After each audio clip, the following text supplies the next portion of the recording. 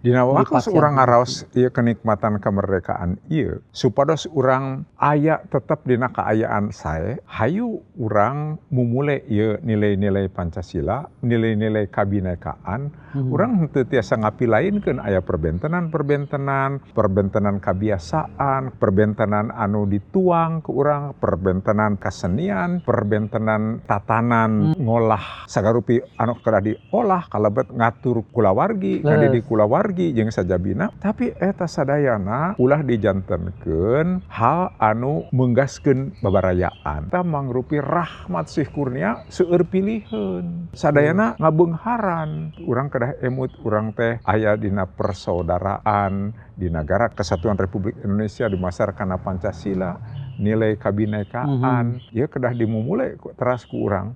Sanes mung sakadar syukur merdeka engke gampil ka hihileudan.